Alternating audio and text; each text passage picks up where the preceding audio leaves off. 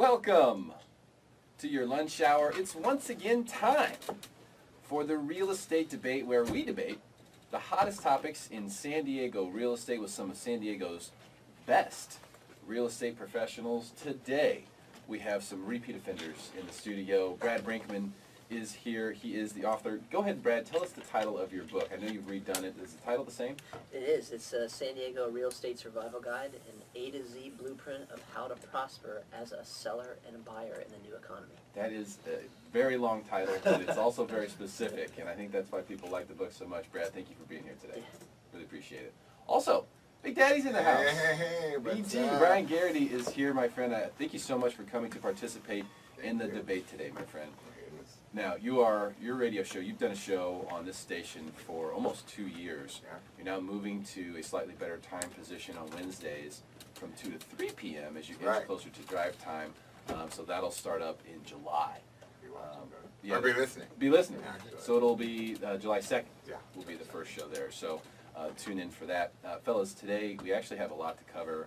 There are a ton of things happening in the real estate market that are really interesting. But first of all, what we like to do is kind of take the temperature of the market, find out whether you think it's a buyer's market, seller's market, or a balanced market, and why.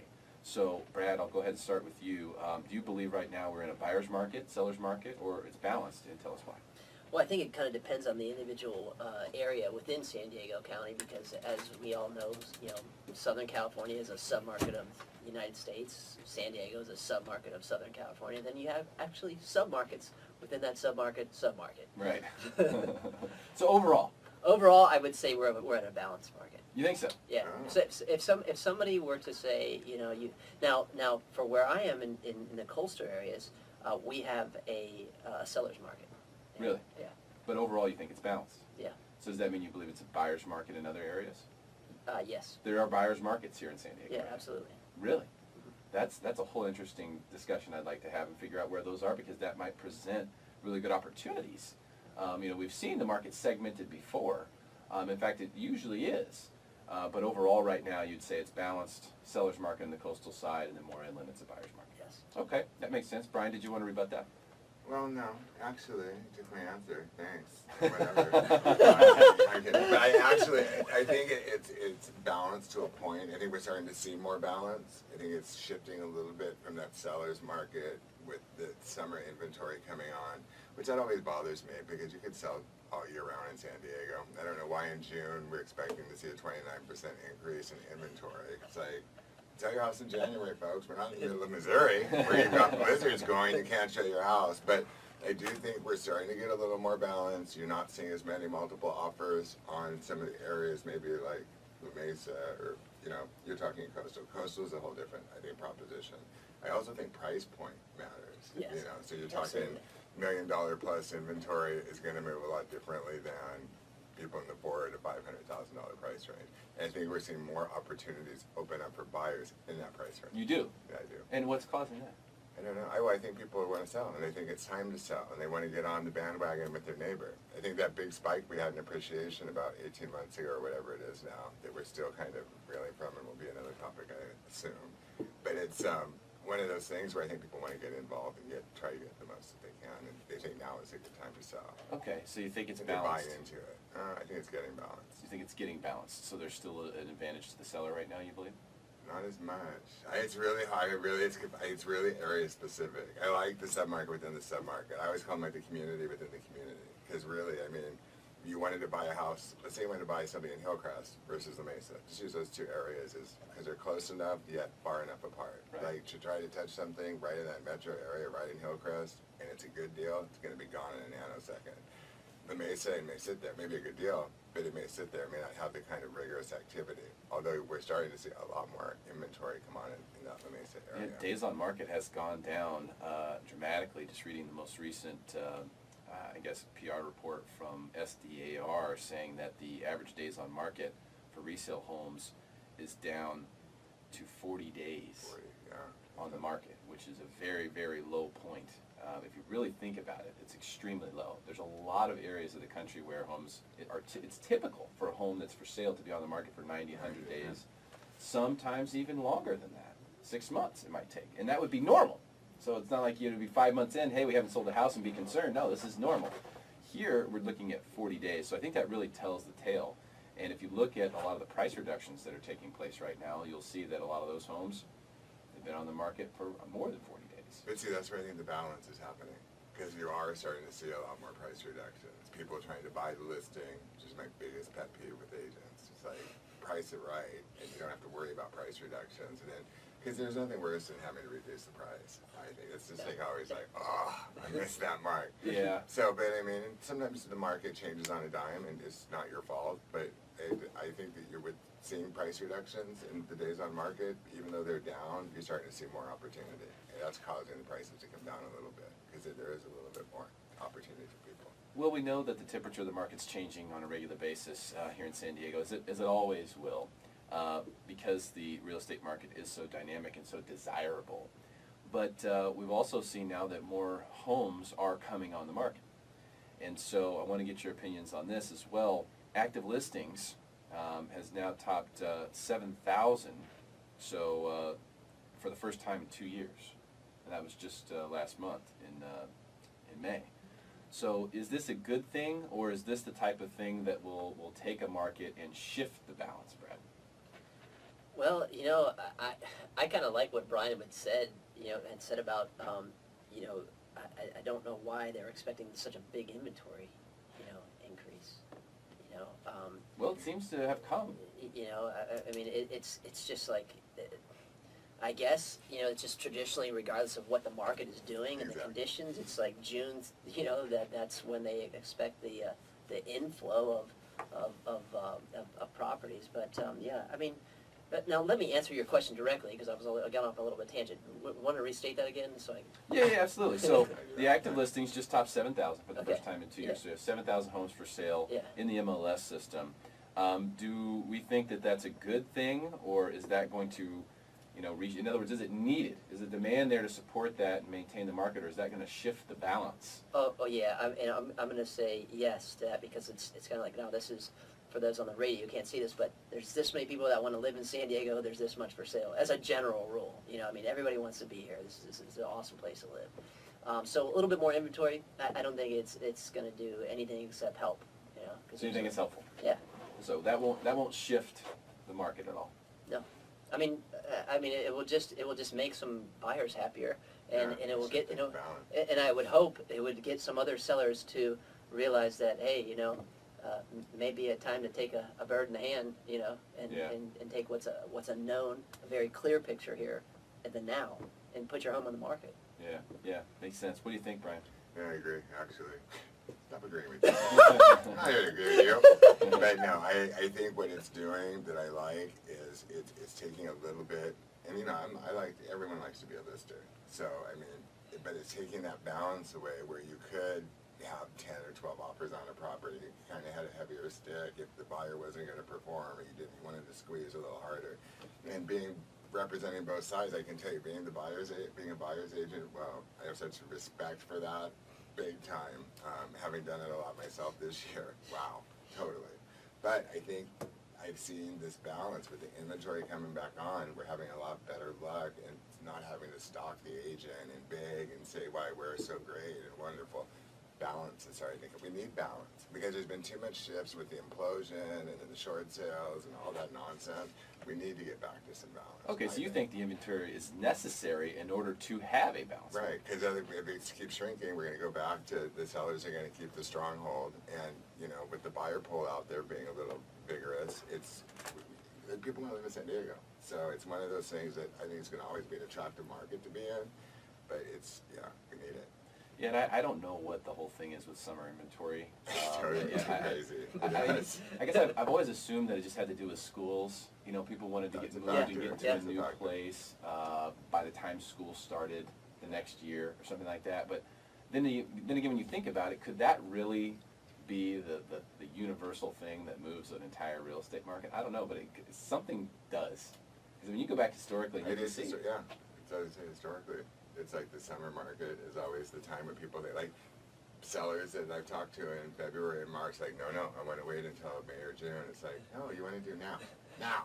Sorry. Yeah. But it's, the thing of it is, if you do see with January or February, March, like when the inventory was down, you probably had a stronger foothold of the seller. I agree. So now you're out there with these 7,000, other folks that are competing when you could have been out there when it was like 4,800, 4,600, and that was tight. That was tight. That was hard to get an offer accepted. It was very And tight. You had to write a solid offer. And that's where I think as a seller you have to evaluate kind of the totality of the circumstances, because each year it's different, each market's different, I agree. and where your advantage is. If you're in a situation where you can be a little bit flexible when you're going to list your property, then you should look at times when there's going to be less inventory available.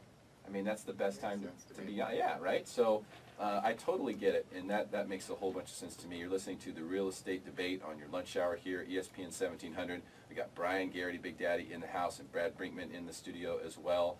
Coming up will be our very first debate topic. Is buying real estate a risky investment? And if so, how do we mitigate that risk? When we come back, we'll make you smarter than everyone else. Stick around.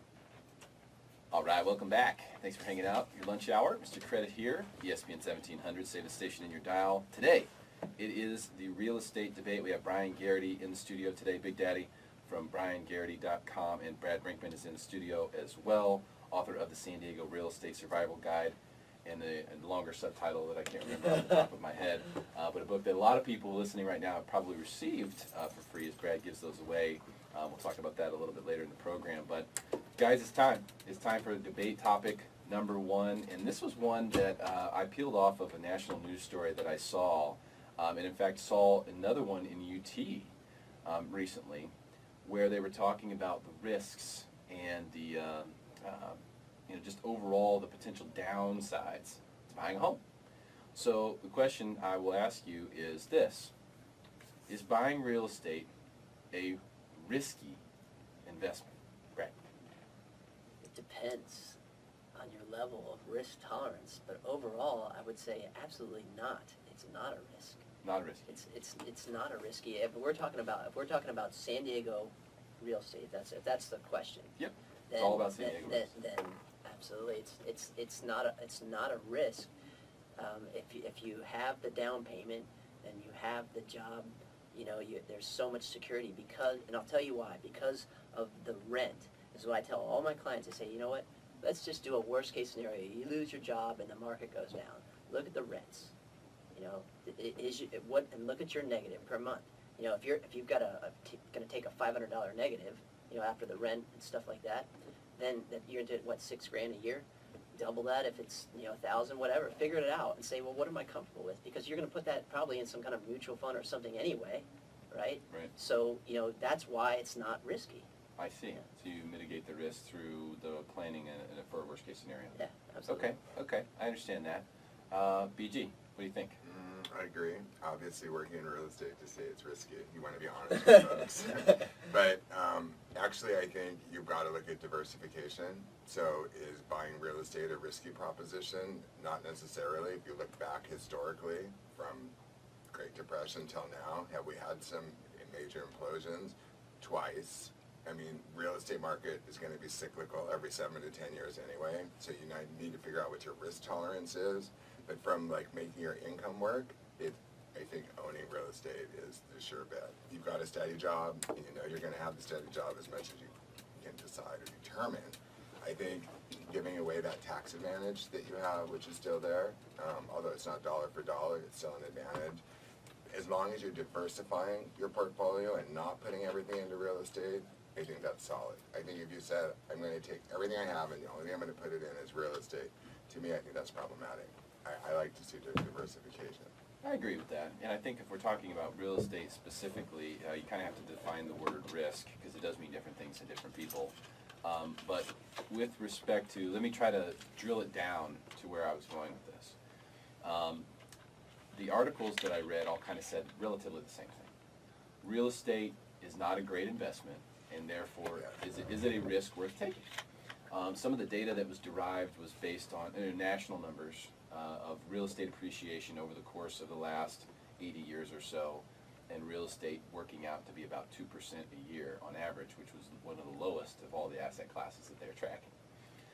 So you're able to, on paper, say, well, over the course of this 80 or 85-year time frame, going back to like the Great Depression and even before that, this isn't a great investment, yet there are risks associated with it to the extent that, you can, let's say, damage your credit if you get a foreclosure. You can get yourselves into situations, or you could in the past anyway, where you could owe someone money if you did have to go through one of those circumstances. Or the values could go down, and you may need to move, and then you would be in a situation where you've either lost money or you have to take a credit hit and things like that. And so this is where, and those are risks. Well, that's why when you're talking that risk, though, that's why I'm not crazy about the 3.5% down, although I'm 100% behind the bets, 100%. But they have the only 100% financing left. To me, that risk that we're talking about, like internationally, every country right now, the housing market is outpacing the income. That's scary. Because that globally is going to impact us when you have China stopping. I wish I had the exact number, darn it, but China is a big contributor in San Diego, Oregon, California, or United States real estate. They have significantly pulled back. So, I mean, yeah, there is a risk element involved to this. So, Canada is the #1 country that their incomes are, the housing values are outpacing their incomes. They're headed for a disaster if they don't pull back on stuff. So, the United States, we're in more of a stable position, but we're also reliant on these other countries buying our real estate. So if China's pulling back, and China's been our biggest investor, but if these other countries start pulling back, then the risk level could go up. I'll stick to your point, though, because we have the median income in San Diego County went down year over year. This was from the beginning of the year by almost 10%. It's like 8.5%. Yet real estate values went up 18% across the county as an average. Those are both averages, right? So you look at that, and you see that divergence, and you go, something's rotten here. But let's not try to predict where the market's going. Let's just, for the sake of this topic, let's try to say, well, what are the risks? And are these things, is buying real estate a risky investment? Because here's where I'm going to disagree with you guys. I am going to say that it is absolutely a risky investment. Any investment has risk attached to it. Okay, so I don't care if you're buying municipals or you're putting your money in a savings account at the bank. There is some risk always involved every time you invest your money. The question is, what's the potential reward versus that risk?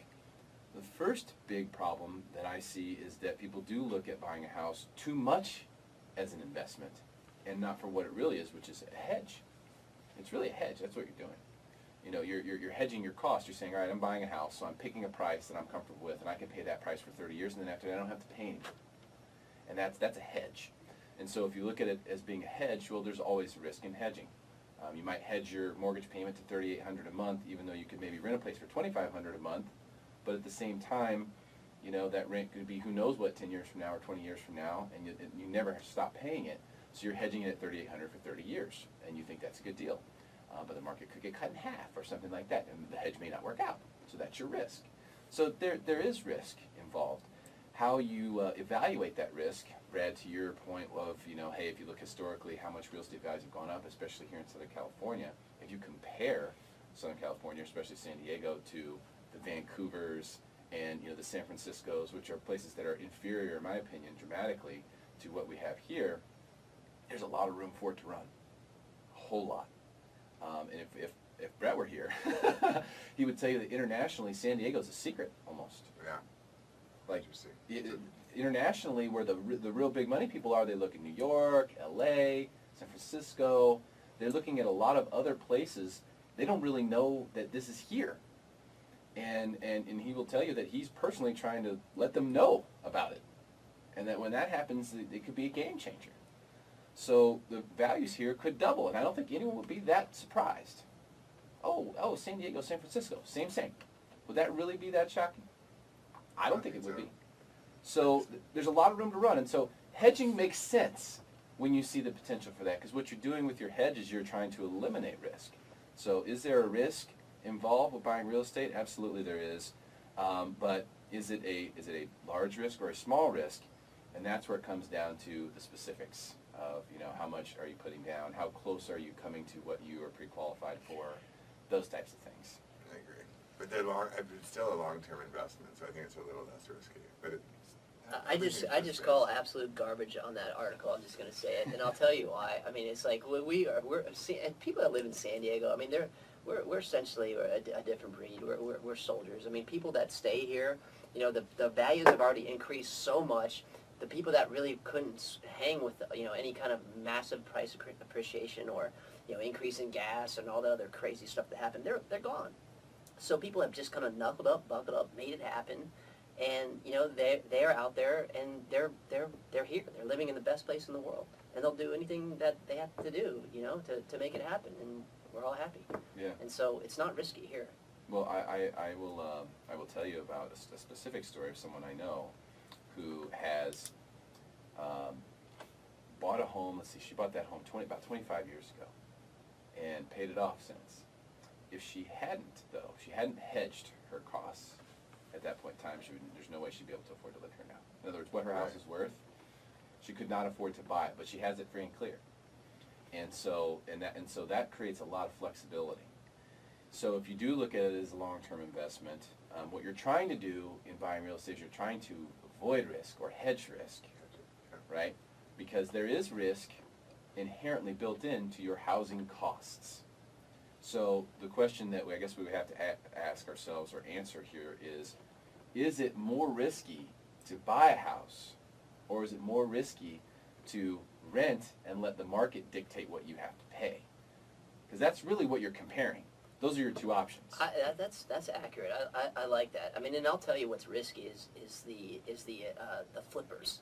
You know, because everybody watches the shows and then they go to these seminars and then they come and they destroy the market. You know, because they bought it for, you know, 500, and then the next day they put something, you know, that's they painted the kitchen cabinets. Right. Yeah, it's ridiculous. Yeah, and so that's when it's risky, you know, because some so-called guru said, hey, this is what you got to do. You just flip it, and you know, it's just that's what I call risky.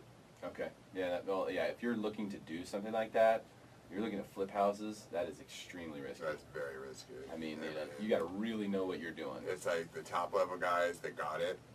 That's the reason they got it. They're doing it. Don't buy into that pyramid nonsense with the seminars and all that. Like, oh, we'll make you a millionaire overnight. Not happening, folks. You might make that person doing the seminar a millionaire overnight. Yeah, right. The wealth builders. Yeah, the wealth builders. My butt. Excuse my language, but I can totally get to this. Yeah. It's ridiculous.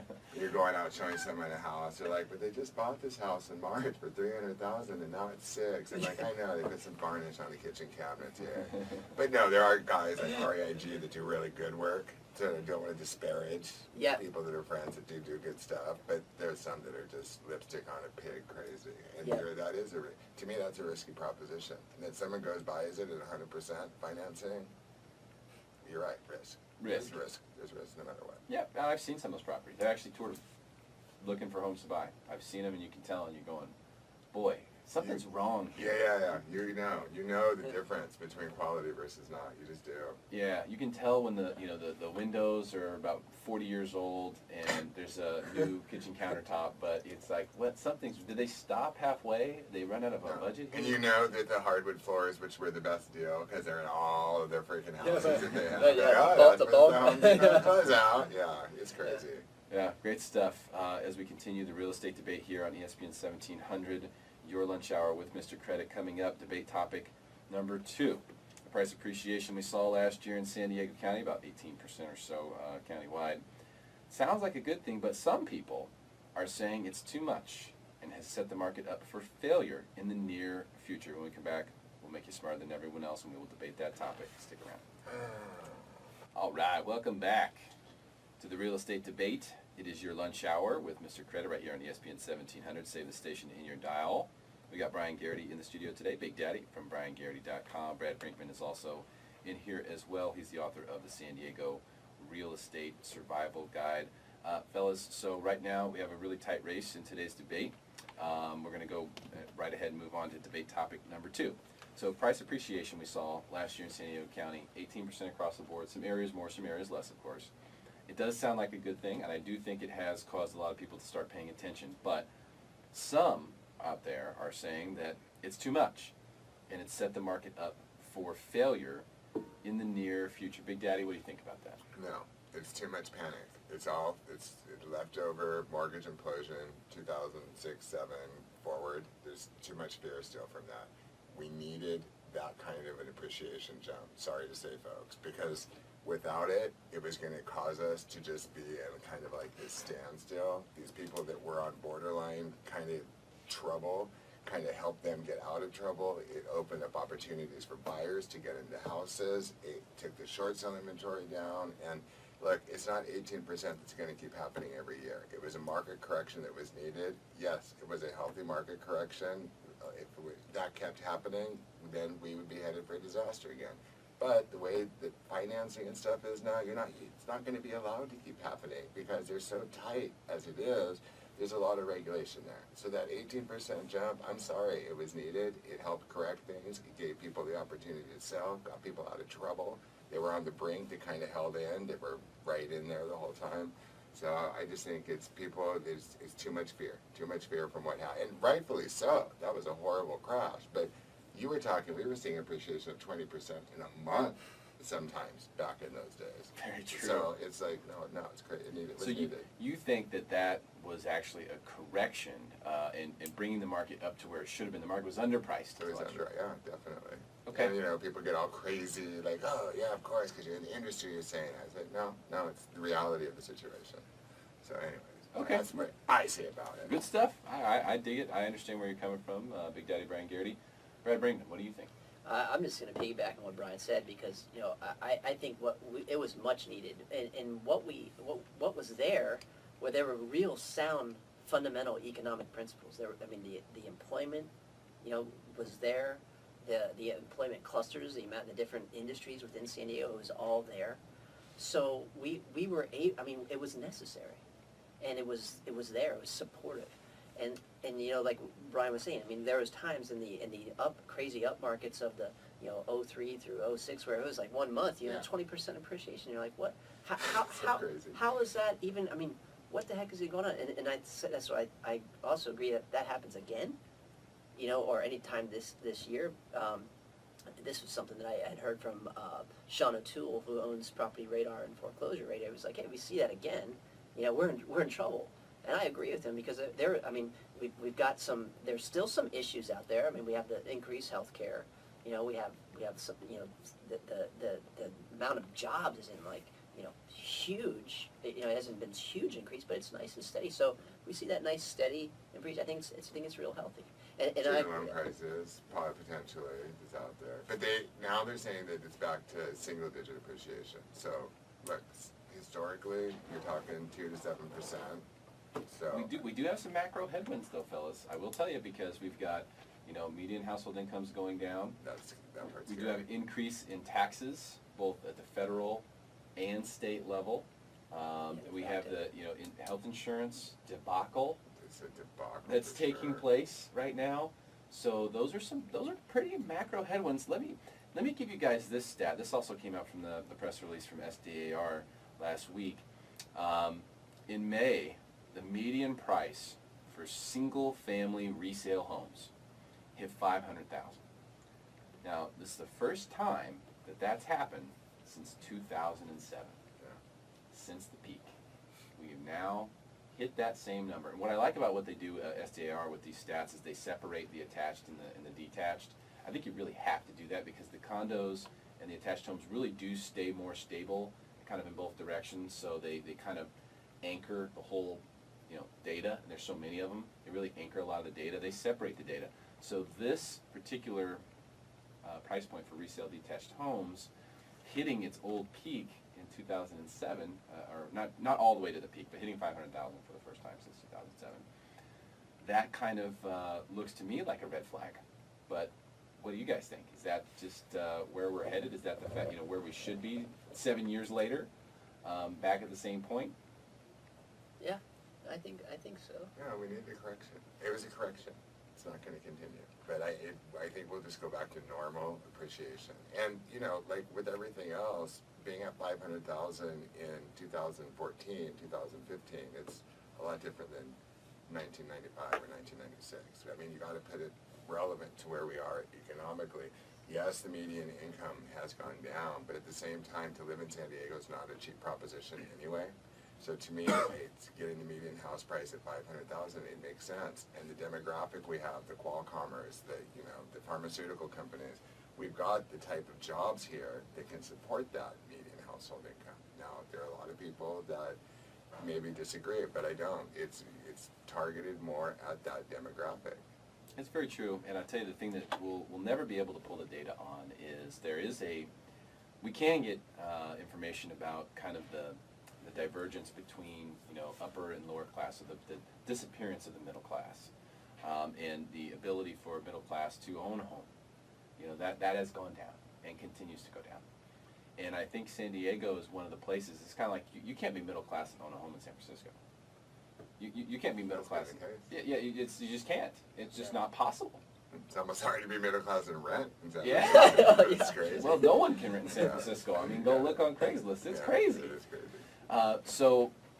And same thing with New York. Some places like that are more condensed locations. LA is huge, so you pretty much have everything there. But with like San Diego, where we have a lot of borders around us. I mean, we have a limited amount of space here, and there's still a lot of room to grow, but not a ton. No, yeah. Not a ton. There's a little room to grow. There's not a lot. Yeah. So that being said, it might just be the case that we see prices continue to move higher and higher and higher, and it doesn't need to be justified with your average logic. Because what's happening in San Francisco the past 2 decades hasn't been logical. But it doesn't matter. If you have enough of the haves, the 1%, whatever you want to call them, if they want to go there, there's enough of it. Hey, there's only so much. Yeah, I mean, and look who has the money. I mean, it's baby boomers, right? And we were talking earlier about like how internationally San Diego's pretty much a secret, but nationally it's not. It's not. And if you look at even for the Canadians, they come down here. I know I sell property to them. They come down here and talk trash. I don't know. Come down here and talk trash. You can check out Canada.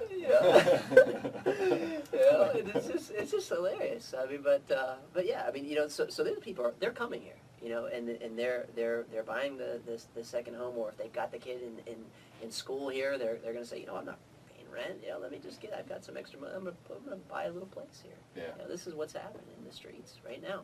It's always been hard to kind of project into the future, but you look back, if you go back and you look, when people bought real estate, I mentioned a friend I had, she bought her house like 25 years ago. When she bought that house, it was a lot. It was everything. It took everything they had to be able to afford it. And it's still, quadrupled or 5 times in value in the past 25 years here in San Diego. There are places in downtown, especially, that you could see 10x in just the last 15 years. Harbor Club, for example. Oh yeah. So it's always hard to imagine, man, things just can't go any higher than this. No, exactly. Sometimes they do, and it doesn't always make sense. I agree. And that's the hard part.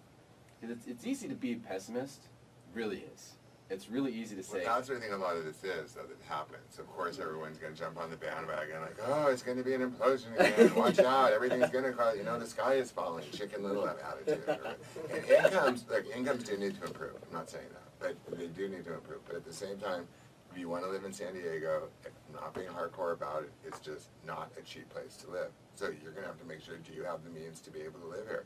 Some days I even wonder, like, I stayed here for 30 years, but I fell in love with it. I mean, I only came from Orange County to here, but still, it's like, I know what it takes. Like, you've got to be a worker or land a really good job if you're going to buy and live in San Diego. Even if you're renting, the rents are crazy here right now. Are you kidding me? Yeah.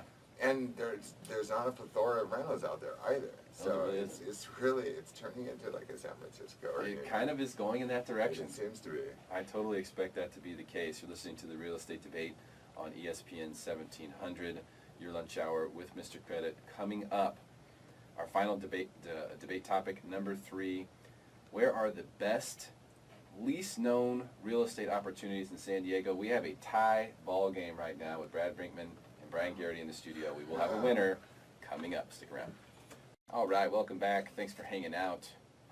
Always a fun Friday. The Real Estate Debate is in full effect. Mr. Credit here, your host. Brian Garrity is in the house. Big Daddy, BrianGarrity.com. Brad Brinkman is here as well, author of the San Diego Real Estate Survival Guide. Brad, what's your website? BradBrinkman.com. You got the .com, huh? I got the .com. So BradBrinkman.com and BrianGarrity.com, where you can find these guys. So debate topic number 3, we have a tie ball game. We do declare a winner every week. So I've got to pick somebody. Now, right now it's 4-4. And we've talked about the increase in inventory. We've talked about the increase in prices. We didn't really necessarily touch directly on affordability, but we hinted at it. Right now, I think, is that time where there are still opportunities out there, like actual opportunities that you can look at and you can go, wow, that's a good deal, or that's a good opportunity, especially for the long haul. What I want to know from you guys is where the best, least known real estate opportunities are in San Diego. Brian? Mount Helix. And it's interesting that I've really gotten familiar with that area, and I'm telling you, it's a great little pocket. People are like, oh, it's too far east. It's not. Tell me why. That, La Mesa. Why is that an opportunity? Because you've got views from almost 5 out of 10 houses that you look out there that's really cool views. You've got nice space in the houses. You've got a lot of houses that have been redone by reputable people out there, and it's got kind of an exclusivity to it. So that little Mount Helix area distinguishes itself from like its neighboring La Mesa or Spring Valley or what have you. And people just want to give it that bad connotation because it's east, but it's not. It's a great pocket. I mean, I'm going to tell you, you're going to get a lot of house in a nice location, more so than you are going to Rancho Santa Fe or, you know, some of the Carmel Valley or the other areas that are obvious. So you like it for bang for your buck? I think it's got an amazing potential for people, especially that price class, the people that want to be in kind of the bigger house or the nicer layout or have the prestige factor. You can have that. Mount Helix has got its own exclusivity. I really like it. And you know what, I tend to agree with you on Mount Helix, and really just the whole area, Yeah. college area. When you think about it, that's always been thought of as East County, right? Or at least East. Yeah. But that's really a lot more central than it's probably ever been. In the proximity, it is. Right? You can pop in the 94, the 125, get on the 8. It's a lot more central. It's a lot more central than your traditional East, or like when you. And I was guilty East of County, that. Alpine I was or kind of something. guilty of that. I had that same kind of like, oh, it's too east. Let's try to stay more central. But you're not going to get that kind of bang for your buck. You're just not. And if you're like a first-time home buyer, and I'm telling you now, like the La Mesa that we were talking about, there's a lot of opportunities for first-time home buyers. But you got to be willing to sacrifice a little bit. And for some people, La Mesa is a sacrifice.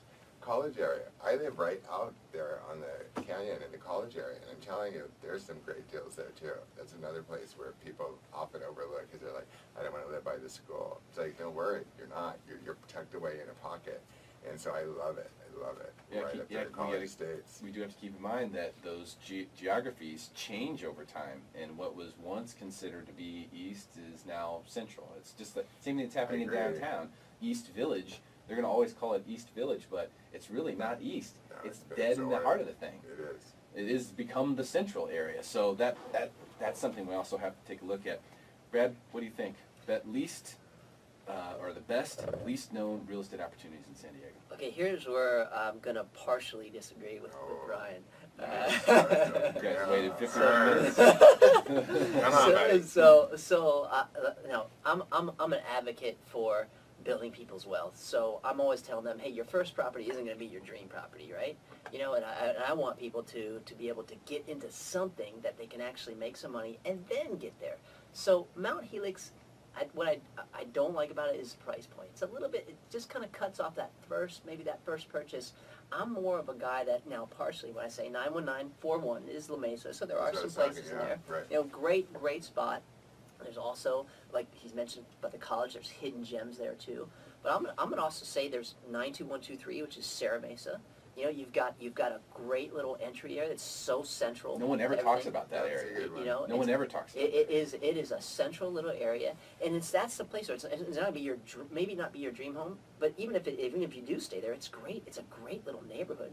to check out, go and drive it if you haven't. It's about as central as you can get in San Diego. It's very, very So- true. It's so- overlooked completely. So that is the best, least known area by far, I'd say, and just trying to settle the score for the middle class to get into something, because like I said, we're here in San Diego, we're a different breed. We're soldiers. We're making it happen, and we're gonna keep continuing to build our wealth. And you want to get into something, you go there. Yeah, Serra Mesa. No one that we've never talked about it. Serra Mesa's a good area, yeah, definitely. I mean, There's College View location-wise, Estates, I mean, all those things are right in there, but like price point, Yeah. it's a good little opener. yeah. No, I think now if we go to your strategy or your thought process is that you want to not necessarily begin with the end in mind, but get started somewhere. I think that makes a lot of sense for people today, because I think a lot of people are trying to begin with the end in mind, and I actually like that. If you can afford it, if you can say, hey, here's a house that we could live in for the rest of our life, could allow us to have our kids and also get rid of them and then be good to go, that's perfect. But because we're seeing, these much higher prices, and we're seeing incomes and things like that go down, and some of these macro issues that are fighting the middle class versus home ownership, that might actually be the strategy that people need to start reconsidering. What do you guys think? BG? I You about like that? the idea. I like the idea. For the first time, I am in a house that I personally can say, I could stay there, live there, never leave there. I love it. It's over in College View Estates. I just love this house, and so I absolutely agree. I think the house that you should buy, you should be ready to live in. I like the idea, because even if you held it, let's just say you buy it, you need to hold on to it as if this is going to be the house that you're always going to be in. If you go in there with that kind of a strategy, and you're going to find you're going to be a little more discriminating when you're buying, instead of just grabbing and saying like, okay, this is a good first starter place, we'll move up from there. I like the idea of wrapping your arms around it, because it could be a good investment tool to have to keep as a rental. It may be something that you want to have to stay in and never leave. It could be. But I like the idea of having kind of an affinity for that house, and you're groovy with it, and so that you don't want to dump it after 5 to 7 years. And I know, people want to say sell it and move up, and for a lot of people, that strategy has to happen, and I agree 100% with my friend here.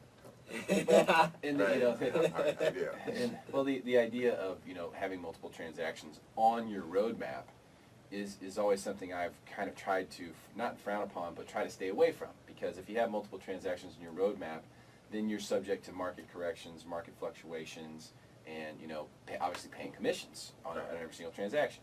So if it's the case that you have a strategy that includes getting into a home that isn't going to be your final home, then you have to say, all right, well then what is the exit strategy, or is there one? Does that become a rental? And then we do this. Or, how does that work out? Because you've got to factor in these things. As long as you have it well planned out, I think it can work. When I sit down and talk to somebody as a buyer, I say, hey, you know what, we're in the real estate office, but we might as well be looking at a pool table. I don't want to just take one shot. I want to make sure you're lined up for your next shot, whatever that is. So that's my main thing. Brad Brinkman, you just won yourself the real estate debate with the pool You are in trouble. Forget it. I don't like you anymore. table. It was a tie game, and then the pool table comment came out, and it just took Right, it over I got the a top. little thing in my microphone. That was. I'm Did you steal that from him? Yes, you did. Did he really? No, he Did you steal that from him? Either way, I guess you got it to the microphone first. Fantastic debate today. You both did absolutely amazing. Brian Garrity from BrianGarrity.com. Appreciate your time today, my friend. Thanks a lot for being here. Of course, thank you. Are you kidding? Yeah. Next one. You'll win the next one for sure. Brad Brinkman, congratulations. You have won the real estate debate. My congratulations, Mr. Brian. He had some awesome points. Thank you, sir. You both did a great job. I really appreciate your time. We'll be back again next Friday for more real estate debate to make you smarter than everyone else. We'll see you then.